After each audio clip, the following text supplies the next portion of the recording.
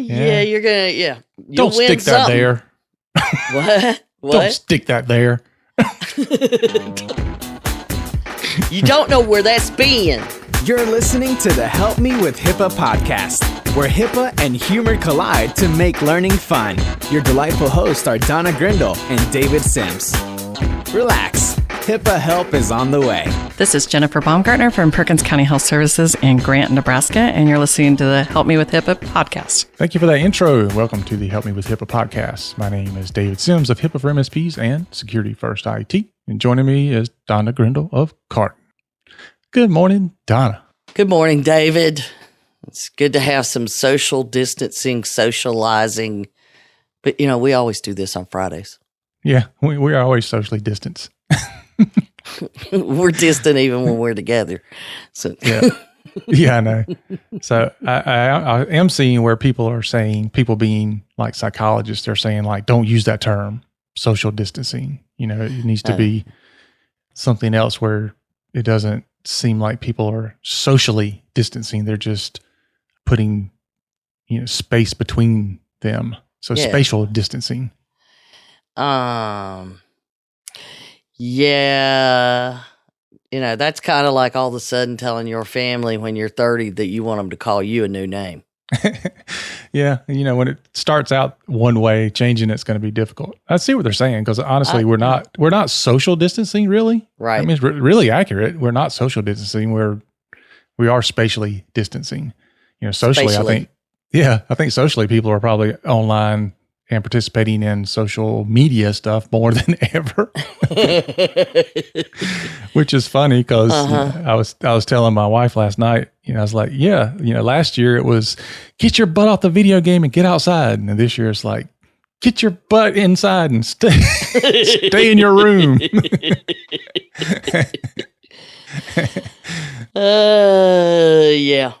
Yeah. So. It's when you're in a situation like this, I mean, no one knows how to function. Can I go outside?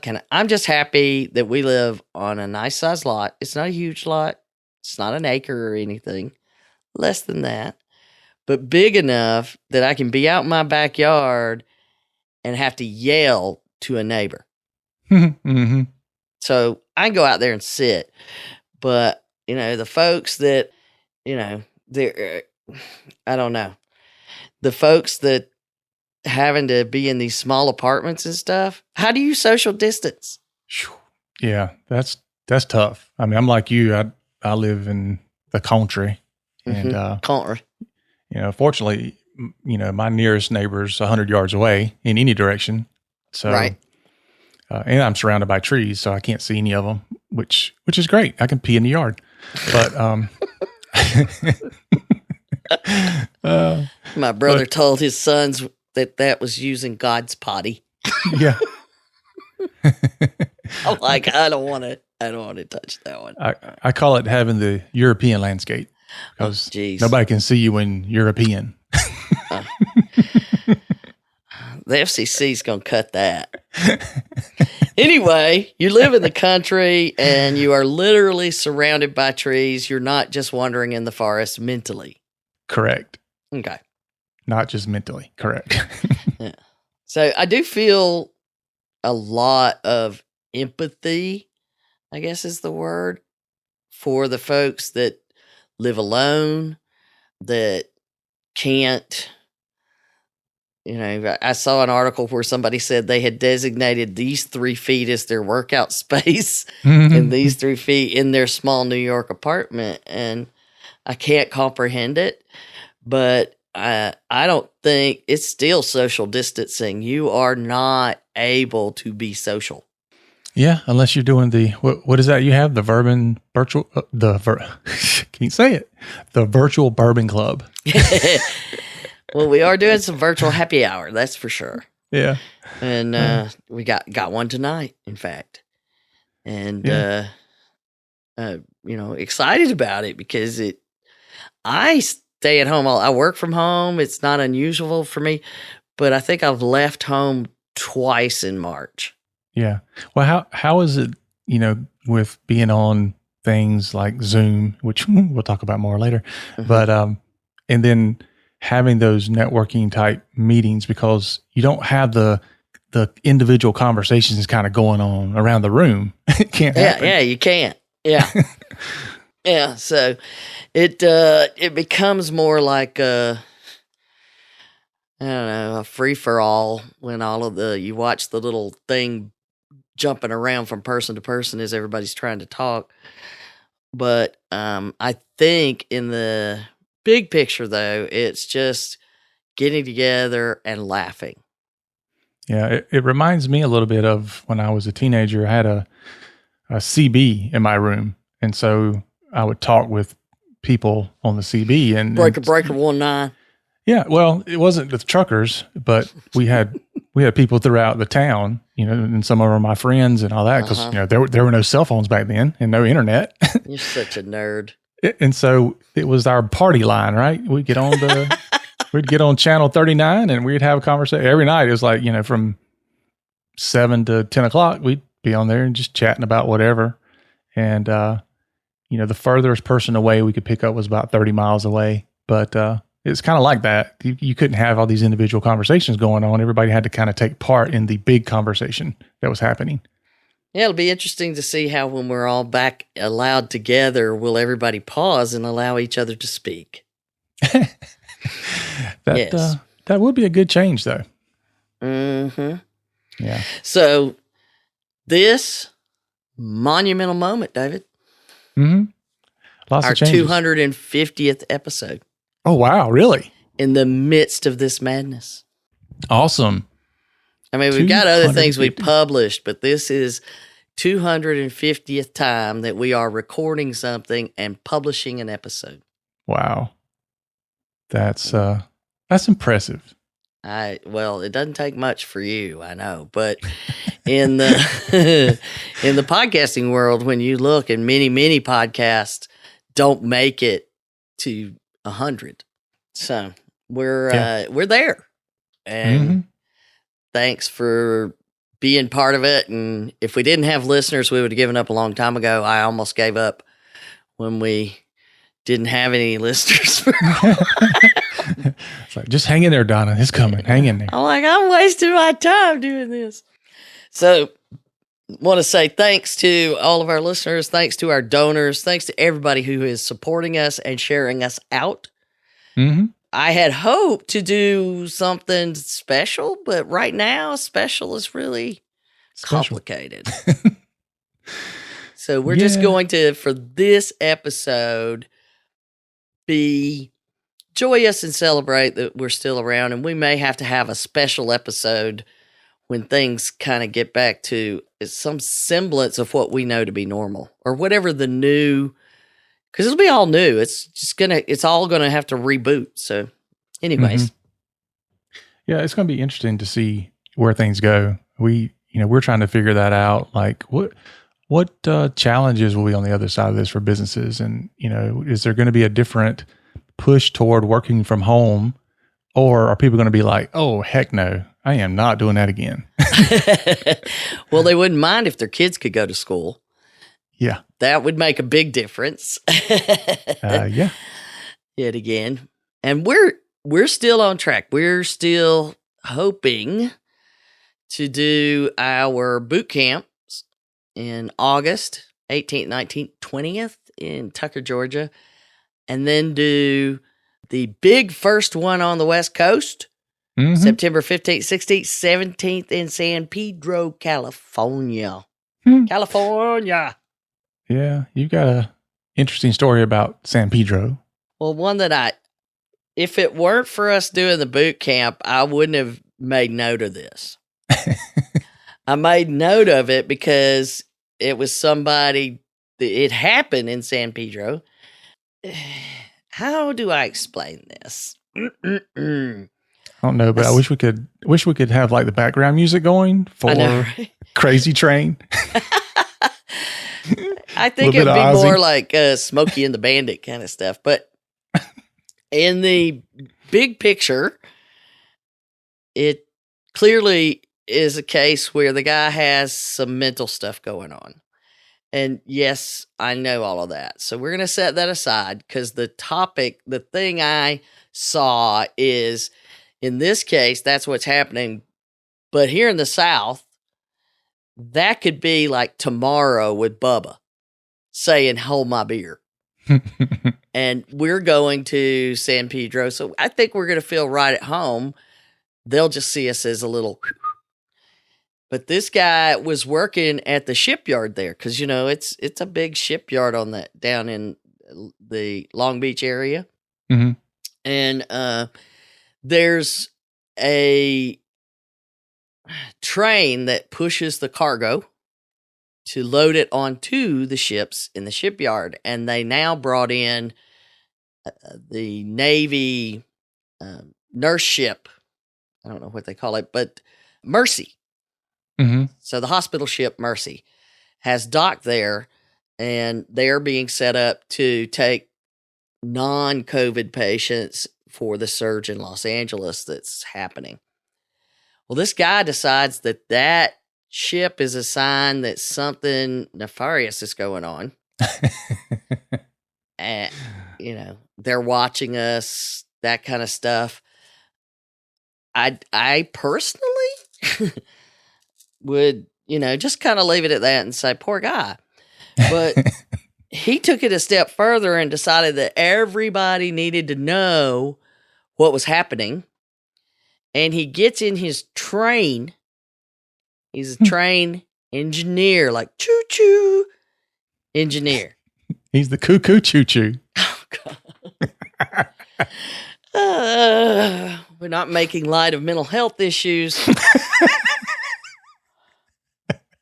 Because he clearly needs treatment, and I think they'll get him treatment, and well, I hope they do. But he tried to drive his train into the ship. Train into the ship. Mm.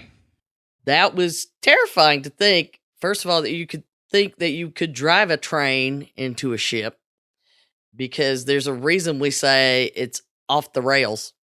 They don't keep going when they're off the rails very well. Maybe he had a steering wheel on it. I don't know. But he just takes off and goes through multiple barriers, some fences, and finally gets stuck in one of the, there were several different things between where the tracks ended and the ship. Yeah. But he takes off, he barrels through several things because it is a train. It has the ability to do stuff. Finally gets caught up in a fence. He's about 250 yards from the ship.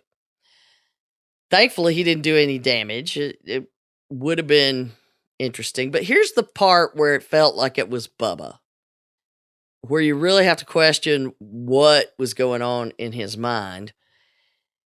They pull the video from the engine. What do you call it? The cabin where he's driving the train?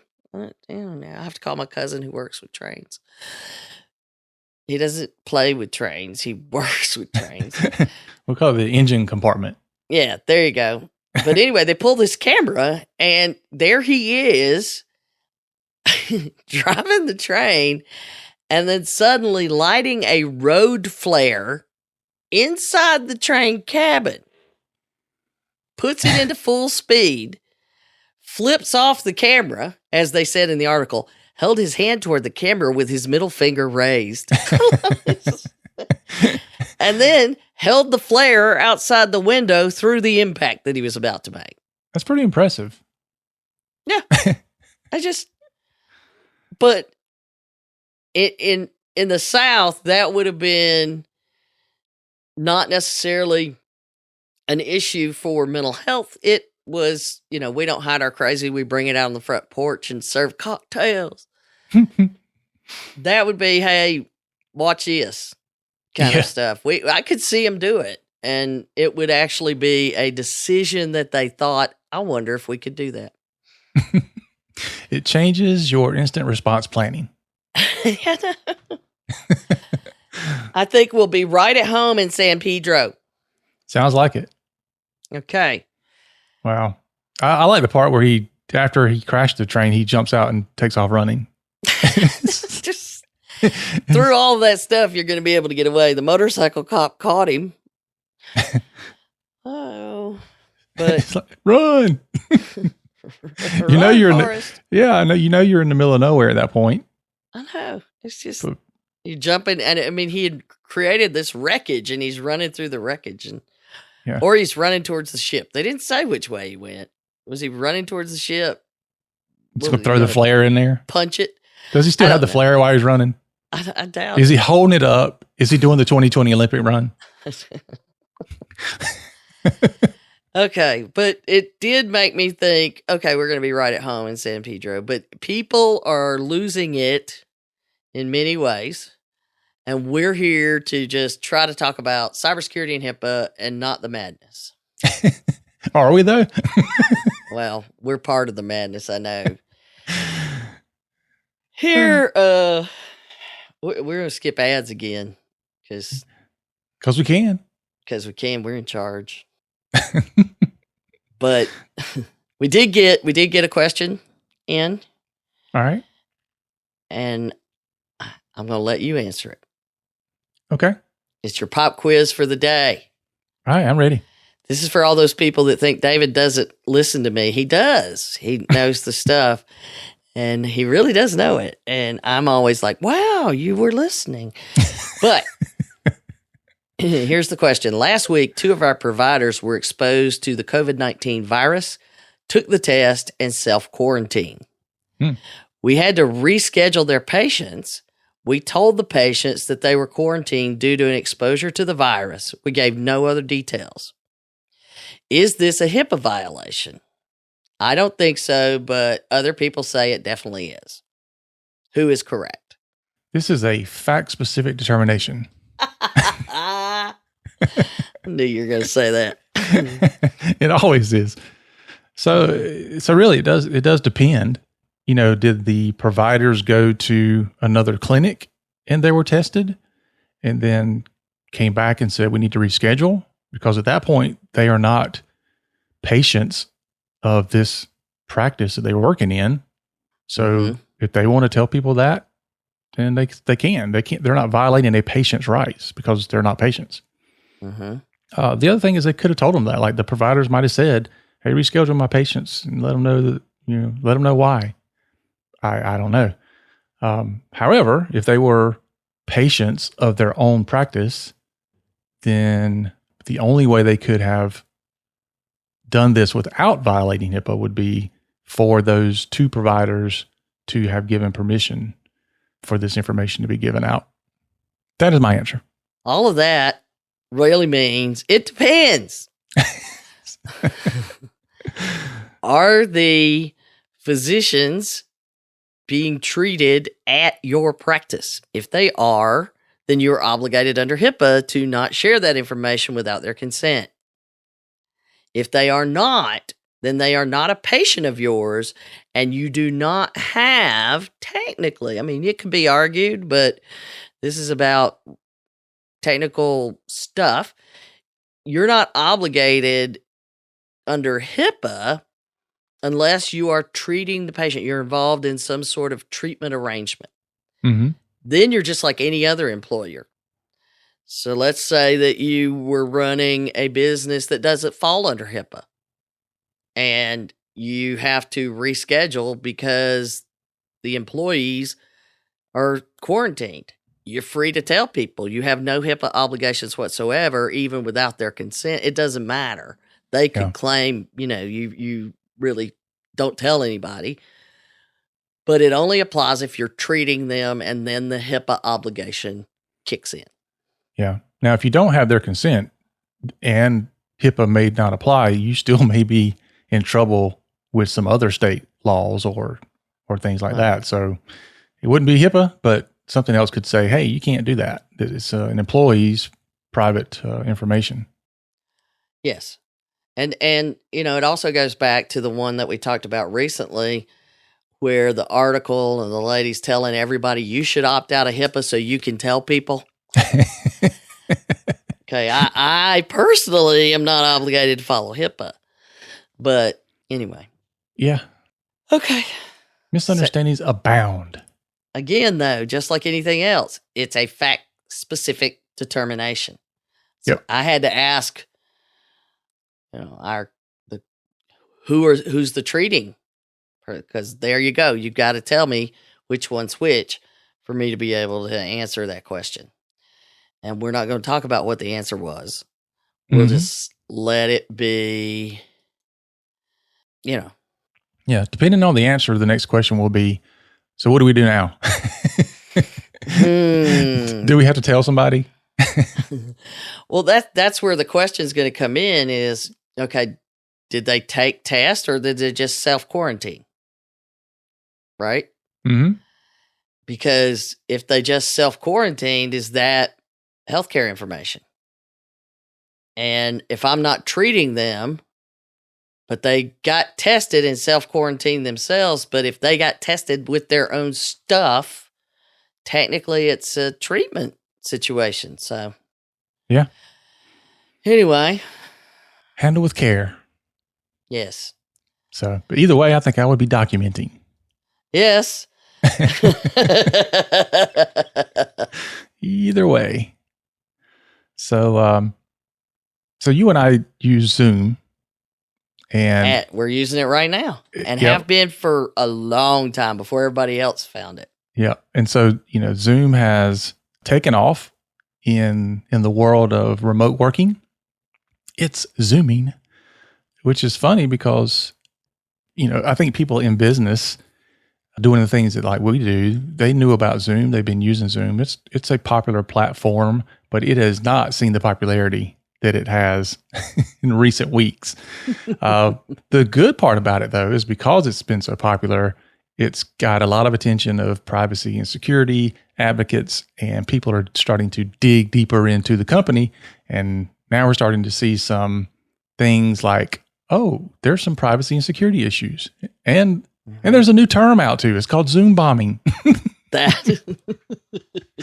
So I think that's funny. So if you don't know, Zoom bombing is where people can pop into your meeting, because funny thing is some people will post their private meetings online somewhere or share the link out so anybody can get to it. Well, there's an app that just kind of randomly scans for the codes. It's just generating the codes. Yeah. And tries to connect. I think they said that it was hitting 100 per hour. What was it? So it didn't even matter if you had the link. It found 10 Zoom meeting IDs per hour, active meetings. And people just scan and jump in. Yeah. That's not fun. So we'll talk about some things we can do to avoid that. But the Zoom CEO is like, oh, so sorry. Please, you just, my bad.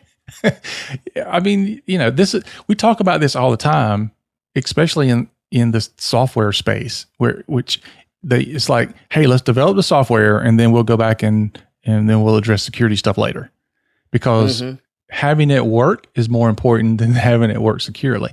And not that I'm accusing Zoom of doing that, but it is a common thing that we see.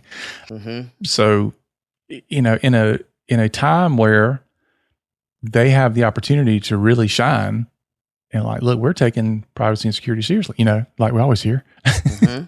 Yep. But now they're behind the 8 ball. This is their opportunity. This is the big opportunity.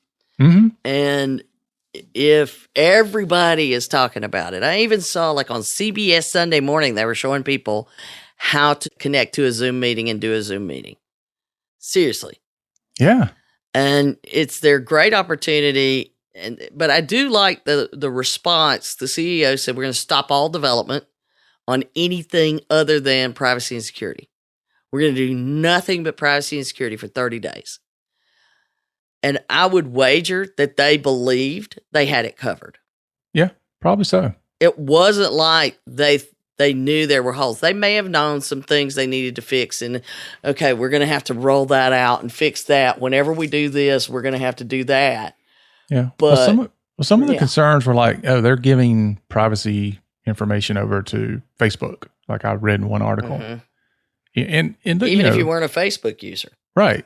And I mean, don't be fooled. All of these companies that you're using their products of, they are gathering data about you for, at the very least, advertising or usage, because they need to know how their product is being used. Well, I don't mind if they anonymize it. I mean, that's data about your business. But when they start just handing it off with my email address and all my information, I got a problem with that. Yeah. And think about how much is recorded on their platform, because, you know, you can record the meeting, which a lot of people are probably doing. The other thing that people I don't think are aware of, and we'll get to it in a minute, but, you know, your chats, even though the chats can be private, because I can be in a room with 12 people and I can send a chat to one specific person. But that information is recorded, and the person who's running that chat channel, so to speak, can see that information afterwards because it downloads into a text file. Yep. And there you have it. Yeah. So let's talk about 5 things that we can do as far as safety tips. I love the safety tips, like somebody's gonna get hurt. And we took this from an article online. I think it was USA Today that did this. So we're just going to kind of go down the 5 that USA Today had to put out there. And then number 1, be wary of links. I mean, if you get a link from any random email address, don't click it. Yeah, I mean that's the same all the time. It has nothing to do with Zoom. There's all these companies that went out and took every single domain name that had some sort of Zoom in it that was available and bought it and used it for malicious stuff. Yeah. It happened like in the last couple of weeks. Yeah, I'm sure. It doesn't take long for these criminals to set up shop, I'm telling you. But they're not going after healthcare right now. Yeah, we'll get into that in a minute. So you know, be careful what you click on. All right, so number 2. And this is, we talk about this a lot, not the specific thing as far as the suggestion is to make sure you adjust your screen share settings and stuff like that. But we talk a lot about things can be secure if they're used in the secure manner, just like things can be used in a HIPAA compliant manner. Yes, which Zoom has a telehealth option that is different. It's a different product than this. And I haven't seen a lot of discussions about that. I've been looking for them in this midst of privacy and security stuff. We are on the lookout for that information. But, you know, we're a little busy with a few other things too. Yeah. Anyway, go ahead. Adjust the screen share options immediately. Yeah. But this goes to speak to the fact that just because you buy something that says it has security or it's HIPAA compliant doesn't mean that it's that way off the shelf. Yeah, the default. It typically means there's some things you need to do to enable this type of security or this type of compliance coverage. And it means you've got a bunch of security options that you can choose what to use. Right. And most people, you know, put out software that is not locked down tight so that you can choose what level of security you want to implement. You know what happens on the flip side of that, right? What's that? Well, why didn't you stop me from doing that? You knew this was a security thing. Yeah. I hate security. Don't put this security in place. It's awful. Security's stupid and useless. Why didn't you secure that? So I didn't do it. Yeah. That's Apple's philosophy. You know, I don't know about you, Donna, but every single time I ever get something new software wise, the first thing I do is go to the settings. Yep. That's Always. the very first thing I do. I want to go look at the settings. What can I turn on? What can I turn off? Because sometimes it's functionality that you can enable or disable. And, you know, you can get more usage out of the platform. There's all types of stuff. So go through the settings. If you don't understand what they are, then, you know, put in a ticket with the software provider or ask an IT provider, whatever. But, you know, look at those settings and see what's there. They're there for a reason. Yeah, they are. All right. So it's number 3, as far as using Zoom, they have this thing called waiting rooms. And there again. Well, wait, I just want to point out why they want you to adjust your screen share options. Because if you do not secure it so that only the host can share their screen or allow others to share their screen, that means anybody can hop into that meeting and share their screen. Yeah. So This is just true. saying. So, and people have been known to share things that you don't want to see. Yeah. I saw a clip of an armpit in one of the stories. Anyway, go ahead. The waiting rooms are great. Yeah. So the number 3 tip, use waiting rooms. And so the waiting rooms allows the person that is putting on, hosting the meeting. People go into a quote unquote virtual waiting room and they have to be allowed into the meeting. And so that's a great one to use. I will allow you. Yeah. I have power. So try that one. That is not on by default. So you have to turn that on. Number 4, create a webinar instead of a meeting. And so the thing about Zoom is that the webinar thing is not part of the free version that they're giving out. So it is a cost for that. And I think it's somewhere in the $40 a month ballpark range. So it's not something you can just go in and do. But the webinar gives you the ability to present, but nobody can interact with you except probably through chat, and that's about it. So they can't do screen share, they can't talk and things like that. So they can only take part as if it's a webinar. And that's more or less, well, for me, those are great in a webinar because you are teaching the class and you want to see that people are paying attention. And a lot of people had a problem. They called that a privacy violation because it would tell you that they weren't paying attention, that they were no longer on the website or whatever. Mm-hmm. And a lot of people had a problem with that. But I could see that if we were in a meeting in the office. Why can't I see that there? And I was helping a friend. His camera wasn't working. And the boss said, I want to be able to see you in the meetings. I want to know that you're not just ignoring. And when you have nothing to add, it's because you haven't been listening. Right. So it's fair as an employer. I struggle with that one. Yeah. Anyway. I think they've turned that off temporarily. Yeah. All right. And then number 5, and I mentioned this earlier. Remember, everything's being recorded. So, probably even if you're not recording it, Zoom's probably recording it. So just keep that in mind. I wouldn't be so quick to share, company secrets and things like that. So keep that in mind. And if you are recording, you can record to your computer or you can record to, Zoom's cloud.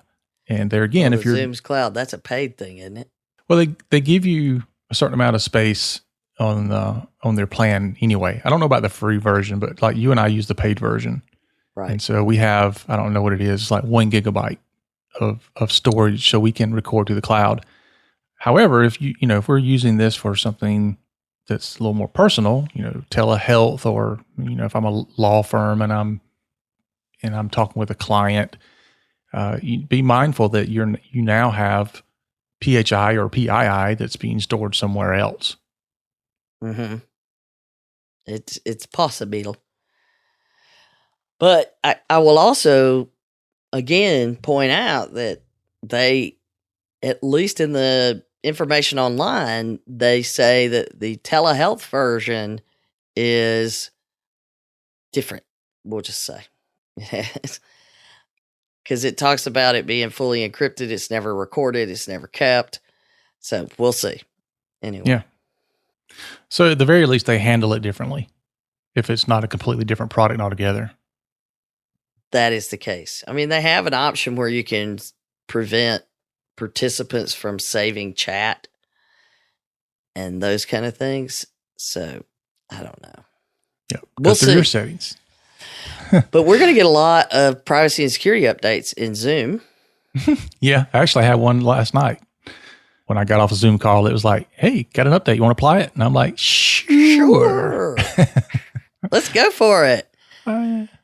But I hope that I hope that Zoom is able to really do well and, I don't know, rise to the occasion, I guess is what I'm thinking. So there you have it. We're going to pay attention to that Zoom thing because this episode is 3 stories that we're watching. Clearly, we're watching the news just like everybody else, but we always watch the news.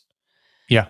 These are the cyber things we're worried about. Yeah. The concern is that, while everything's happening over here on the right hand, nobody's seeing what the left hand's doing. And so exactly, we're looking at the left hand.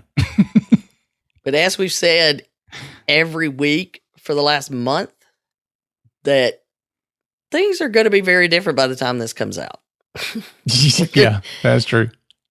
We record 2 weeks in advance. And so that tells you how long the week that this all blew up and everybody was finally talking about it. 2 weeks before that, we recorded an episode, which meant 2 weeks before that, I was doing the research. So that tells you the nerd level is high. Yep.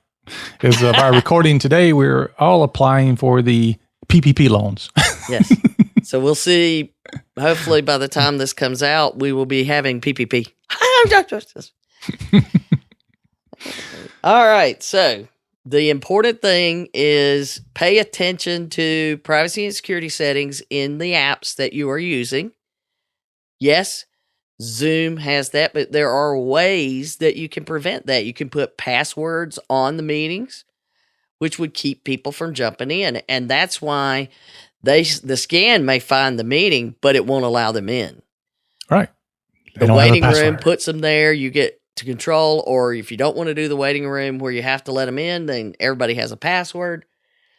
And that way people aren't able to just jump into your meeting. And if you want to have some fun, just open up the meeting with a random number and sit and wait. See what happens. Yeah, that's an idea. There you go. Just have some fun. Hey, that's something. Instead of you being the attacker, because those people really need that assistance that we mentioned for the train guy. Yeah, so you just want to create your own honeypot. Yeah. It makes me want to do it later. I'm just going to do a honeypot later. There you go.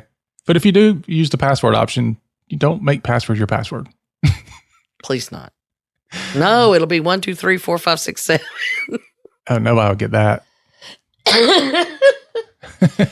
Okay, so the other things that we're watching, the stories anyway, are all about scams and attacks that are happening. That whole right hand, left thing, right hand, the thing David just mentioned. And there are a ton of coronavirus scams going on. Mm-hmm. A lot of them. In fact, there are some that are able to get around protections because this falls under the healthcare thing that a lot of the filters, they'll allow us to have those things because we're able to, at least to some extent in those filters, they have to allow healthcare organizations to get things about healthcare and drugs. So it becomes quite complicated, if you will. And they have some of these coronavirus spam things are being able to get around the filters. We have plenty that are offering you cures. Click here. Here's a cure.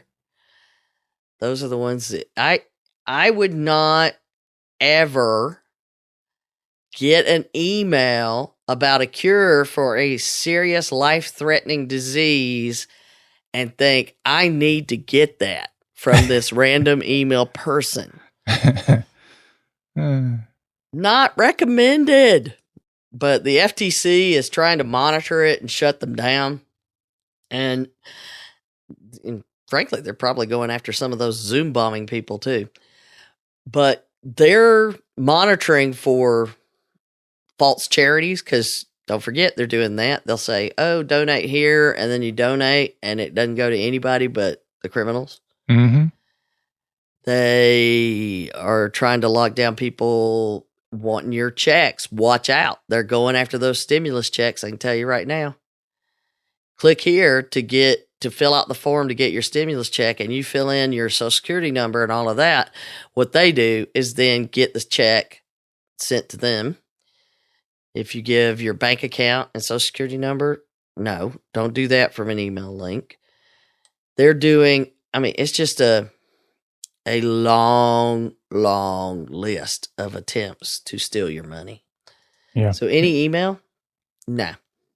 And I'd also be careful with people that you're sending data back and forth with as well, because now everybody's, obviously kind of stuck at home, and you're emailing like your accountant or your payroll company, and like, I need this data and I need this information.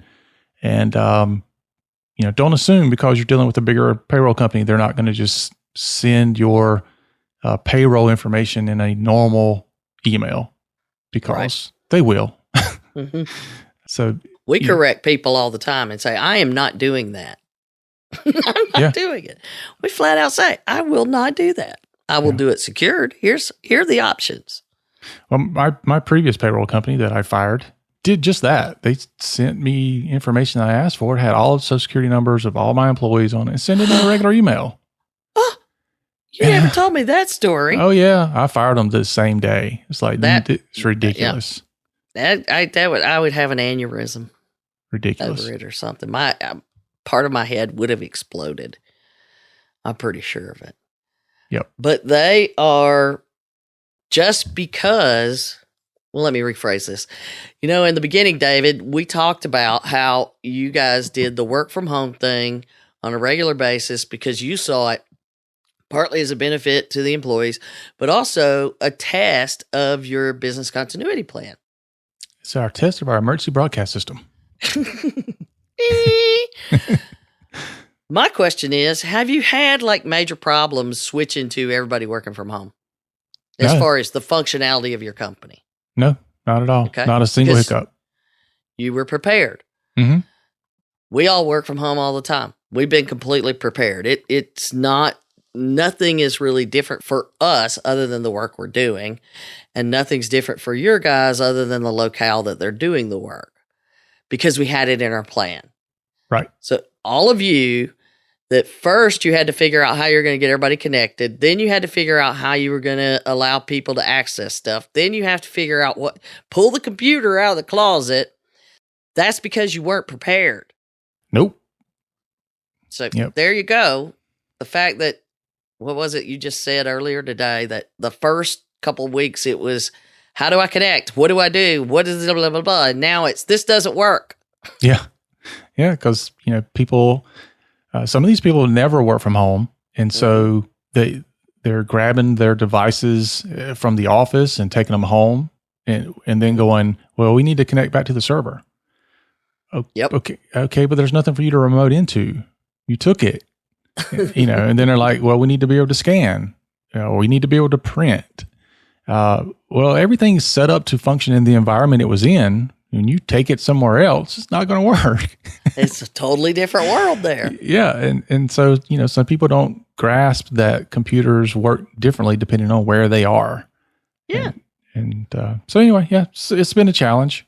Mm-hmm. So therefore, it is impacting people. They're falling for these scams because they don't have the same environment and the same controls in place. Mm-hmm. Yeah. Which brings me to this one that I thought was, I'm sorry, go ahead.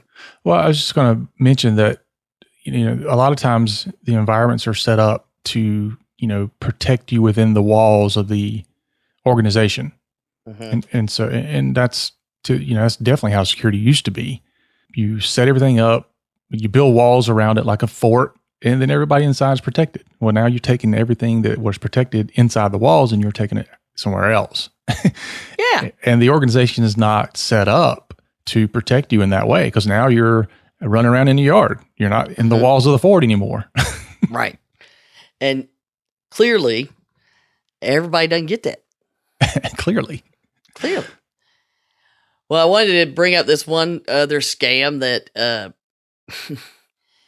the FBI sends an announcement out that there's a cybercrime gang who they've been attacking using the things we usually talk about, but they have now come upon a brilliant method for attacking in the current environment.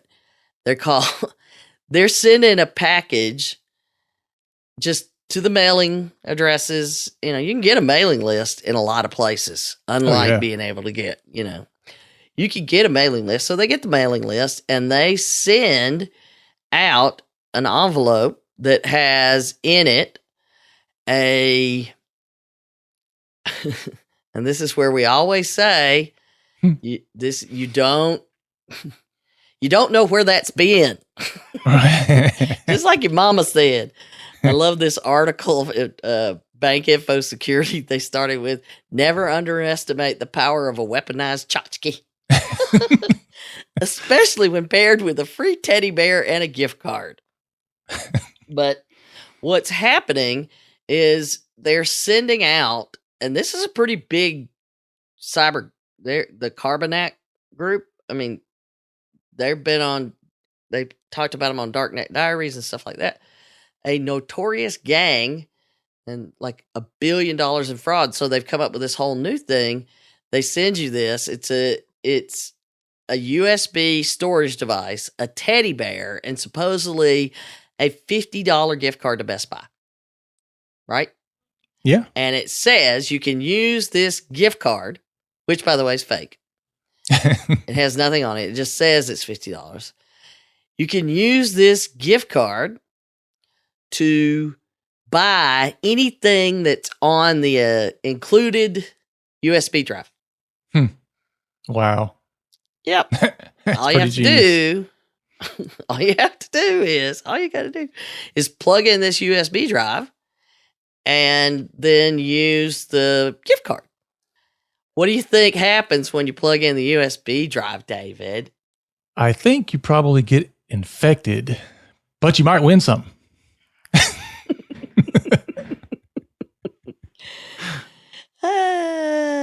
You're gonna, You'll Don't win stick that something. there. What? Don't stick that there. You don't know where that's been. I know. Don't trust it. That's why we tell you don't trust it. But now these people are getting them at home and those kind of things. And surprisingly, all of a sudden, stuff on your screen starts spitting out codes and Russian, I don't know, other languages. But essentially what happens is that it starts downloading other bad things and then those download more bad things. And there you go. The malware's on your computer and made to spread. Mm-hmm. Yay. They're hacking you through the mail, David, through the mail. And there's a cost to this, like to the criminals, which is what's amazing. Mm-hmm. And they're going through it. I mean, they have to get all this stuff and pack it all up and print it out. I mean, they're going through some, and I think that's the catch really, because you don't think somebody's going to do that. Right. Wow. Which, yeah. I mean, it's genius. It really is. Mm-hmm. Mm-hmm. So, but again, this is why at the office, we say, do not allow people to plug in a USB. Whether you have to put, I always say that we should put crime tape over the USB port so that you think twice when you see that. Yeah. Peeling that tape off. But yeah. Which brings us to, go ahead. It's funny too that, especially during this time when everybody's trying to do things, outside of the norm. And, we've gotten calls this week, I can't plug anything to my USB drive. How dare you? This is slowing me down and all the things going on. And you got this stupid security in place. And like, geez, calm down. Just send them this article. Just send them that article, the FBI guidance. Send it to them.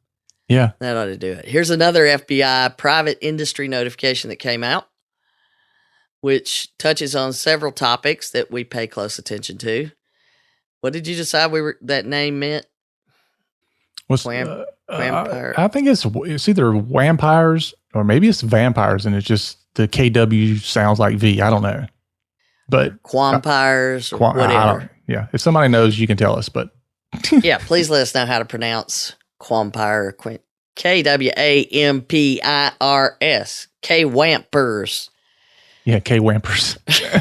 I like that one. But at any rate, when I saw this, I was like, this is really bad news. This is a malware gang that started sending this stuff out back in 2018. And it is a remote access Trojan, which means it's a rat Mm-hmm. that's chewing a hole in your security and allowing them to come in and wander around. Back in 2018, they calculated that 40% of their attacks were on healthcare. Wow. And in that discussion, they said they found it installed on a variety of systems, including X-ray and MRI machines, as well as machines used to assist patients in completing consent forms. Rather than stealing information stored on the systems, the attackers are mostly interested in learning about the devices themselves. So what they're doing is watching what you're doing. Recon, baby, recon. Yeah, it's all about reconnaissance. And in the new announcement, again, they point out that they are targeting the healthcare sector during the crisis. No. I know. Who would have thunk it? I thought the criminals were going to leave us alone. They promised. So. Yeah, they you promised. Can trust them. You can trust them. I love that. We're not actually targeting hospitals, but if they get caught up in our web, they still have to pay. Love that.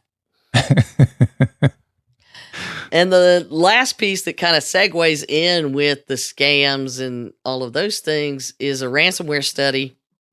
Came out in February. We've kind of been talking about it along the way, but I went back to the article because obviously everything fell off. It went off the rails. Around this time, when this thing came out, and I don't know. It's bad. I knew 2019 was bad, but wow. Let's just, rip the Band-Aid off. The damage they estimate in 2019 is $11.5 billion from ransomware alone. Wow. And those are just the ones they know about. We know they don't know about all of them. Yeah. In today's time, in the past couple of weeks, we hear so much talk about trillions of dollars that this seems like nothing. Exactly. But here's the kicker. You and I, from a small business owner perspective, this is numbers we really get. When they start talking billions, you and I are just like, woo. Yeah. In 2018, of the attacks they knew about, again, there's plenty where they don't know they happened because people paid or recovered it and it was never reported. The ones they know about, the average cost per attack was $46,800. That's in 2018. Downtime, whatever. Right. That's not included. This is how much people are paying. Okay. That they know about. To hit the 11.5 billion in damages and stuff. That's a lot of money. Yeah. Well, 46,800 2018, that would have been a major hit on anybody. Yeah. Well, when you up that number in 2019, it's, are you ready for this? $141,000 per attack. So it jumped up almost $100,000. Mm-hmm. Wow. Yep. That's a huge percentage. What's the percentage there, David? Can you do that math? Somewhere close to 300. Yeah. It's as close as I can get it. Yeah. It's way more percentage than you like to talk about in any way, shape, or form. But clearly, this isn't going away. It's just too much. too much money to be made, who's going to turn away from it? It's too much. Yeah. Yeah. It's that critical infrastructure piece where people are having to pay, and we know they're going to have to pay. The other part that came into the discussion, and this is from the Cyber Threat Landscape Report that is deepinstinct.com. They did this. 2019 to 2020. It's got a lot of information in it. I didn't have time to, make a whole episode about it, but these are the points that they get to. They get a foothold and they lurk around. They're doing that reconnaissance we just talked about. Mm-hmm. They like to roll out their attacks at night on the weekends, most of the time. They're still using RDP, but mostly it's phishing and drive-by downloads is the way they get in. And I love this quote that said that this Mandiant Intelligence examined dozens of ransomware incident reports from 2017 to 2019. So they're looking at a broad range. Mm-hmm. Through this research, we identified a number of common characteristics in initial intrusion vectors, dwell time of day of ransomware deployment, and we also noted threat actor innovations in tactics to maximize profits. We've been talking about this for a while, and it's clear that it's getting bigger and worse. And I love the line that said, they come in the night. But again, they do it at all different times. And I just finished one of our ransomware training talking about, listen, they come when you're not there so that they can maximize their approach. But again, they're lurking, they're stealing data, they're doing all of these things. It's no longer your grandma. It ain't even grandma's. It's no longer yesterday's ransomware. Mm-hmm. There's 3 days on this average dwell time between the first evidence of malicious activity and the ransomware. Wow. Okay. That's at least 3 days. That's the minimum amount of time they're in there. 76% of the time they're doing it outside of business hours. That's, you don't have a fighting chance unless you got 24/7 monitoring. Mm-hmm. And small businesses just can't afford that. And even the ones that do have it, they're not catching all of it. So anyhow, the bigger issue here is if you look at these statistics, again, we were right. And that dwell time is a big concern because you're looking at a lot of dwell time lasting up to 50 days or even more. And if you think you're covered, you're in a lot of trouble. Yeah. That's the bottom line.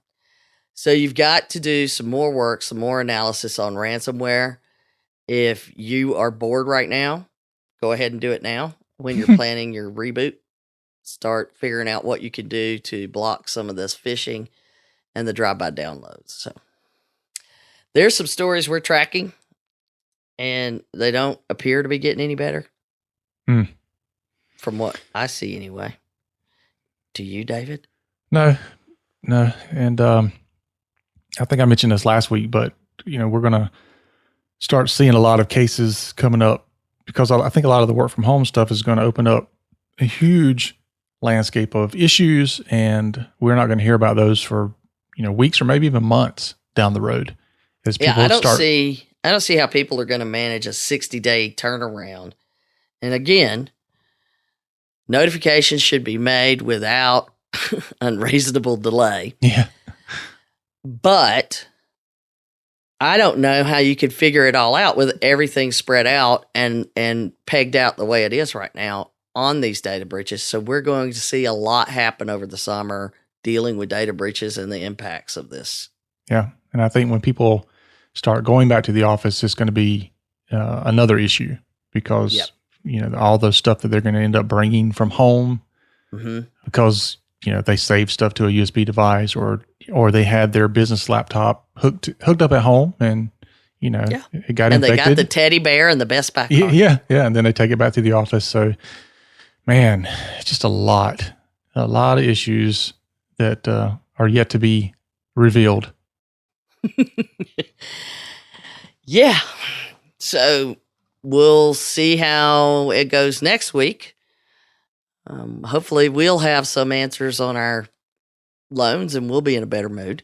Yeah. But the good news is at some point you'll hear from us again. Well, I will say that if the organization was not in a good position with their instant response plan on how to work from home, now is the time to start your instant response planning on moving back to the office. You have no excuse to not have a plan on how to get back to normal. Well, and to make notes of what worked here and what didn't work, because even if you didn't have an incident response plan, after this, start at the end of your incident response plan. At the end, you're supposed to do a review of what worked and what didn't work and update your plan. Right. So go ahead, just start at the end instead of the beginning. Yeah, go ahead and start taking notes. Maybe that's what we'll talk about next week. Yeah, this didn't work. This didn't work. This is an issue we didn't anticipate. I mean, this is the perfect time to be able to develop that instant response plan because you've had to enact it, whether you had one or not. Yeah, we're going to have to talk about this next week because here we have messed around, got it all the way at the end. People, oh well, they already got, I'm tired of listening to them. All right, then. Cool. We'll cut it. So that's our show for today, folks. Remember to share us out, social media, all that good stuff. You can social distance, but we'll still be there. Make sure you rate us on our podcast and app. We always need your help to spread the word. So remember, for Donna and myself, HIPAA is not about compliance. It's about patient care. You've been listening to the Help Me with HIPAA podcast, hosted by Donna Grindle and David Sims. The show created to help you with HIPAA. For more information or to ask us a question, visit our website at helpmewithhipaa.com. Neither Donna Grindle or David Sims are attorneys, and they do not offer binding legal advice concerning regulatory compliance. The information in this podcast should not be relied upon or construed as legal advice in any way. Consult your attorney for legal advice concerning compliance with HIPAA regulations.